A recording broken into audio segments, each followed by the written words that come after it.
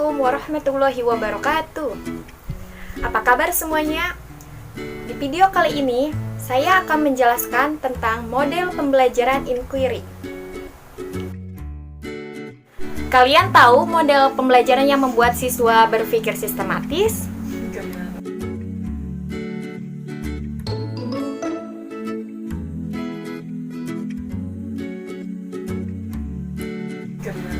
Nah, model pembelajaran itu adalah model inquiry, di mana model ini berorientasi pada proses yang bertujuan untuk mengajarkan siswa tentang keterampilan yang dibutuhkan untuk berpikir secara sistematis dalam memecahkan pertanyaan yang penting. Model inquiry bisa digunakan dalam berbagai dimensi pengetahuan, baik itu pengetahuan faktual, prosedur, maupun metakognitif. Konsep inquiry ini banyak serta definisi yang beragam, di antaranya yaitu: pertama, menurut Levstick dan Barton pada tahun 2001, inquiry adalah proses pertanyaan yang bermakna, menemukan informasi, membuat kesimpulan, dan direfleksikan ke dalam solusi yang memungkinkan. Adapun menurut Komalasari, tahun 2010, inquiry merupakan metode pembelajaran yang berupaya menanamkan dasar-dasar pemikiran ilmiah pada peserta didik. Sehingga, dalam proses pembelajaran ini, peserta didik lebih banyak belajar sendiri, mengembangkan kreativitas dalam memahami konsep dan memecahkan masalah. Kalian tahu tidak bahwasanya model inquiry itu memiliki berbagai tingkatan level, yaitu: pertama, level konfirmasi atau verifikasi. Level ini, siswa mengkonfirmasi prinsip melalui aktivitas yang telah ditentukan sebelumnya ketika hasilnya telah diketahui dengan baik. Kedua, level inquiry terstruktur. Level ini, siswa menyelidiki pertanyaan yang diberikan oleh guru melalui prosedur yang telah ditentukan sebelumnya. Ketiga, level inquiry terarah. Level ini, siswa menyelidiki pertanyaan yang diberikan oleh guru menggunakan desain penyelidikan siswa atau dengan prosedur yang telah dipilih oleh siswa. Keempat, level inquiry terbuka. Level ini, siswa menyelidiki topik yang sesuai dengan pertanyaan yang telah diformulasi siswa melalui desain siswa yang ada atau prosedur yang dipilih. Ada beberapa langkah dalam melakukan model inquiry.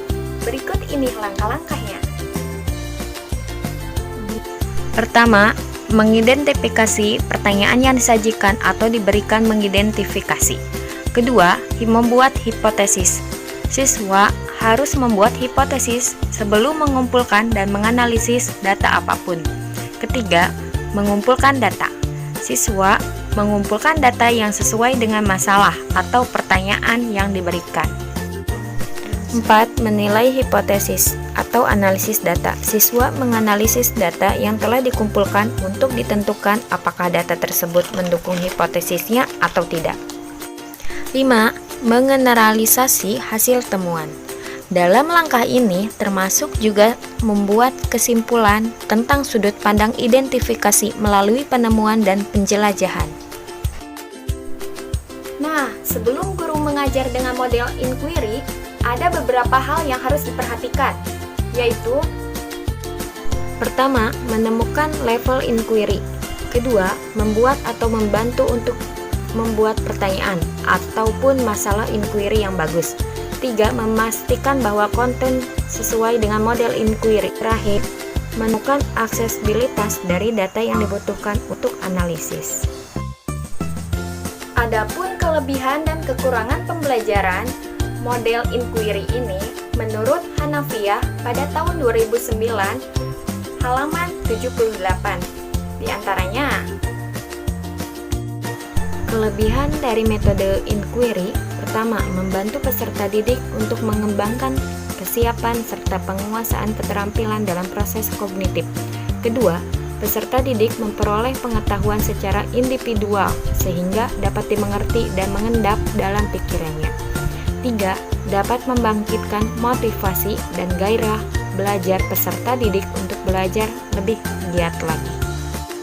4. Memberikan peluang untuk berkembang dan maju sesuai dengan kemampuan dan minat masing-masing. Dan terakhir, memperkuat dan menambah kepercayaan pada diri sendiri dengan proses menemukan sendiri karena pembelajaran berpusat pada peserta didik dengan peran guru yang sangat terbatas. Adapun kekurangannya, pertama, siswa harus memiliki kesiapan dan kematangan mental.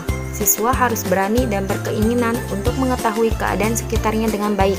Kedua, keadaan kelas kenyataannya gemuk jumlah siswanya, maka metode ini tidak akan mencapai hasil memuaskan. Tiga, guru dan siswa yang sudah sangat terbiasa dengan proses belajar mengajar gaya lama, maka metode inquiry ini akan mengecewakan.